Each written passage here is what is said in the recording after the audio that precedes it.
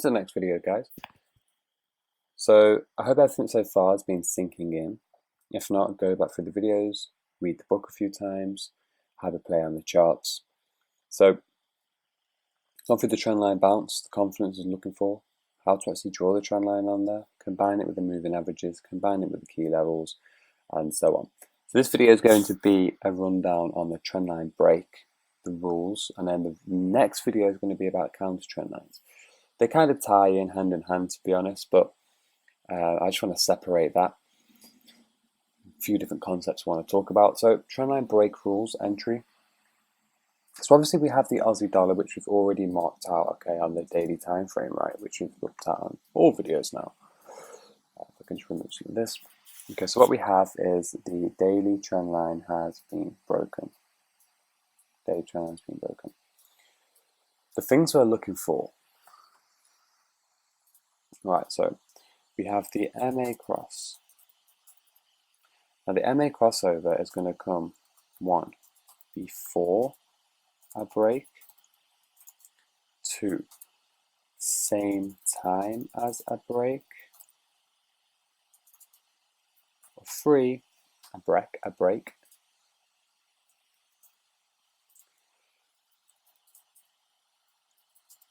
slightly after the break. Now this is in fact in the book in the moving average crossover section. Here we have it before the break, after these mini little dojis, this little consolidation range, accumulation range here. We've had the crossover to the downside. So before we've seen any of this price action, if you can imagine, none of this is there. So what we can actually see there is obviously we bounced off resistance. So I've already mentioned that what the market's going to do is going to create the higher highs, higher lows, or the lower lows, lower highs, hit one of our key levels, and then reverse. Upon reversing from one of our key levels, so we can draw trend lines because on various time frames. Okay, so as an example, the market has declined, found support, and eventually broke the trend line. It's retested it nearly, and then it's gone from bearish to bullish, back to bearish to bullish. Sometimes goes sideways in between that. So the moving average crossover with the trend line break is vital. The moving averages are still crossed over now, so this is telling us that there's going to be potentially more bearish momentum. I've already mentioned in prior videos, don't take the moving averages as pure gospel. It's not one of those things. It's just a guideline to assist us in our trading probabilities going forward. So this is my favorite. The favorite is before a break, gets us ready. Same time as a break, you may sometimes just have to move the candlestick out of the way by clicking line chart to see what's going on there. And then after, so if it happens afterwards, let's say we had a breakout of the trend line, which is, that's the breakout, but this is the official.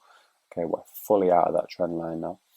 What we want to then do is wait for the moving averages to cross over before going, short in any case. Now, on the weekly and daily, I've already mentioned, we want to use this as a guideline, so we don't always have to go, okay, here's a trade. On the daily, I personally wouldn't, because I know this can often happen. I've already mentioned it can happen 75–80% of the time, breakout, retest, then a continuation. So what I like to do is I'll use this knowledge right here. I'll come down to smaller time frames, and I'll trade in the direction of that trend. So going to the USD CAD at the moment, what can we see here? So drawing on trend lines, I know this is a significant low across there. You can draw another one across here as well. So what we've had is 0.1, 0.2, third bounce point there. Eventually it did go on and make new highs, but this whole range is a consolidation area, to be honest, on the USD CAD. It looks as if on this daily time frame now, let's look at the weekly first. Yeah, the weekly time frame, last week's close was a doji with a Maribozu, is that? Yeah, Maribozu, so no wick at the closing price. So we've retested the zones. I know across here we have resistance as well, 3,200, 3,100 to 3,200.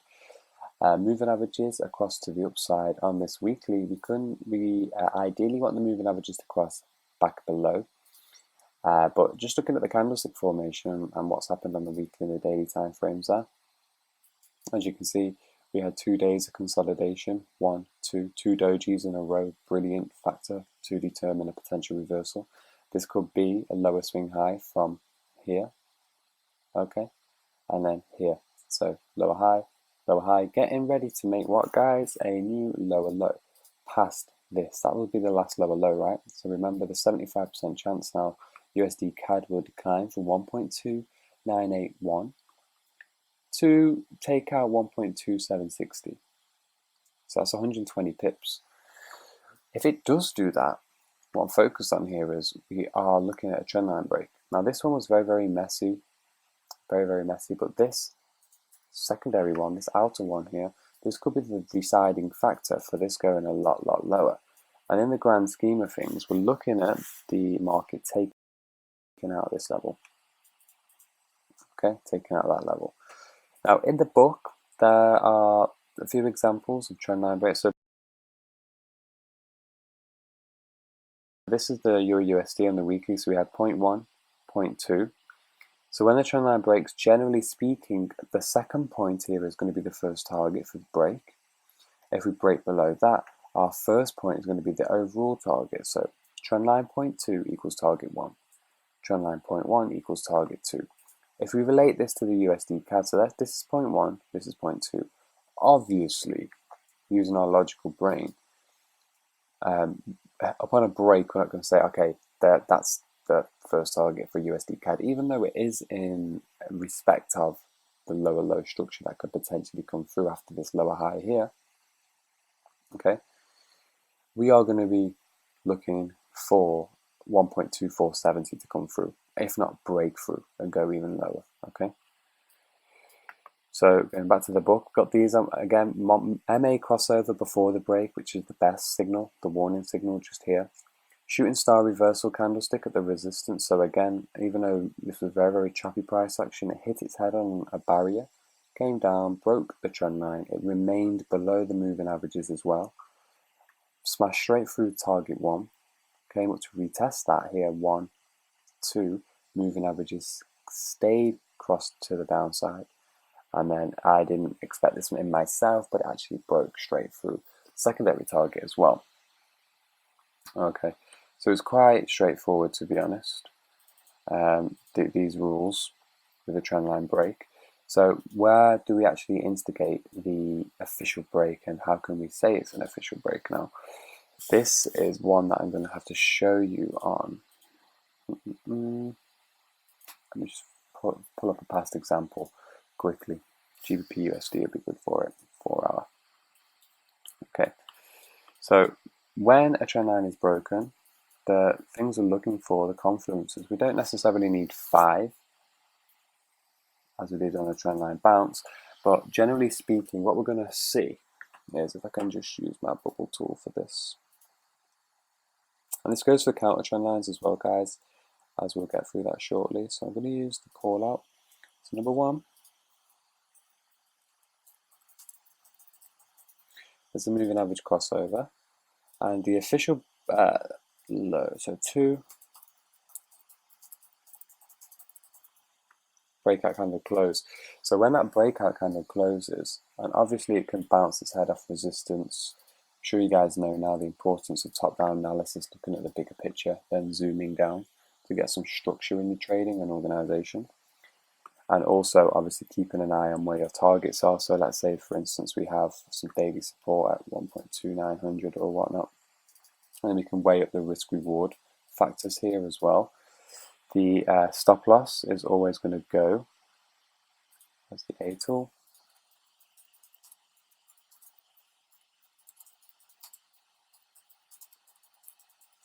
Above highs in this case, so once more you can measure, so 1.3371, we can go 1.3391 stop loss, and then we can obviously take it down to our key level of support, whether it be daily, weekly or monthly in this case. But number 1 is the moving average crossover. That trend line is supposed to be connected, and then same thing with all of these trend lines going forward. 0.1, 0.2, breakout candle close. So upon the breakout candle close, which is right here, okay, that is your entry. That is when you want to determine your sell position. Stops above the highs and you want to ride the momentum down to the next key level. Obviously, putting into perspective any lower highs, lower lows on the bigger time frames, moving averages on the high time frames, watching out for news as well, remember, and just riding the overall trend. So these ones can come through in quite a rapid pace. The steeper the trend line as well, the more volatile the break's going to be, and the faster you'll see the volume come into the market. But yeah, if your risk reward doesn't make sense because sometimes a breakout candle can be way too big, just leave the trade alone, I'm guessing. The next factor I want to take into consideration is the actual quality of the breakout candle. Remember the book, The Marubozu? The candlesticks with the smaller wick, the smallest wick on the candle at the closing price hold the most momentum and reliability. They're the ones that we really want to look for. If the wick is really, really spiky and all over the place, like something like this candle here breaking through, you know not to mess with that. You just want the clear, concise, consistent breakout. So even if you went a little bit deeper into this is a counter trend line move there, got the crossover and a little breakout here, nice stop tight above the last high or low in this formation. We'll get into that into the next video. But generally speaking, we're looking at stops 15 to 30 pips above the highs or lows. Looking out for the moving average crossover and then the breakout close as well. So there's two ways we can do this. We can use it as directional bias on the weeklies, dailies. Again, you can enter on the daily. Your stop is maybe relatively wide. So let's say, for instance, you entered upon the break of this here, full breakout. You could have gone in after the shooting star if you wanted to, but you can see that this is the clear break. So either way, if you enter at the end of this day or this day, your stop, regardless, would have to go where? You'd have to look for the last swing high.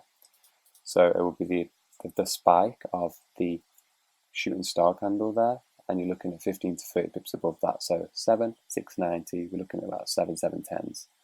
Okay, weigh up the risk reward, let the trade breathe, and so on. Depends on your trading style as well. You could maybe do some longer term trades. Now this would be a longer term trade, or you can again use this on the 4 hour. And you will get responsive trades like this on the daily as well, don't get me wrong, but it's not going to be as common as the 4 hour. If we're going into the 4 hour and 2 hour, we're kind of getting into the counter trend lines as well, which I'm going to cover in a moment in the next video. But just generally speaking, we can go through the charts, even at USD CAD on the 4 hour time frame. Let's have a look what else we can see over here. It's quite choppy, to be honest. Example such as significant lows. Now we have a few points here, so we can just maybe line it up. So point 1, we can take either that as point 2 or this as point 2. And what we've seen here is reversals around the daily highs, previous day's highs. Remember, that's what this channel is. We've got the crossover at the same time as the break there, as you can see. We've got the resistance in the way, but we can see the crossover and the breakthrough came through there. So your entry will be there at the end of this 4 hour candlestick. Your stop would have to go above here, and then you would have to weigh up the odds, the risk reward of it coming to, I don't know, again, maybe down to point 2 or all the way back down to point 1. It only reached point 2. So you'd have to weigh up the risk reward from potential target at point 2 there. There's probably some support across here as well. I have removed some of my dailies, but I know there's a couple of dailies actually in the mid of this region, so there's probably some dailies across here. I'm going to have to go in and edit my USD CAD very, very soon. And also we have a potential of a trend line there. So again, I've gone from point 1 to point 2 just there. Crossovers already occurred on the daily. We just need a breakthrough. But again, if you're waiting for such setups as this and limiting yourself to just this strategy, you are going to miss quite a lot of pips, to be honest, especially in this counter trend line. Okay, counter trend market. Yeah, so this is a counter trend market. It's been sideways for quite some time. It's going to be very, very hard to use trend lines in a counter trend scenario. We more or less want to use this when the market's trending quite nicely, and then we can put the counter trend lines in there and just keep jumping onto the trend in the breakouts. So this scenario is better for trading reversals at key levels of support and resistance, not trend lines in themselves. So steeper the trend line, steeper the gradient of the trend line, the more volatile the break is going to be. So I just thought I would drop in some hints and tips there for you guys, and that's what more or less we're looking at there. So again, you can take a screenshot of that, but there's more information in the book as well. Thank you.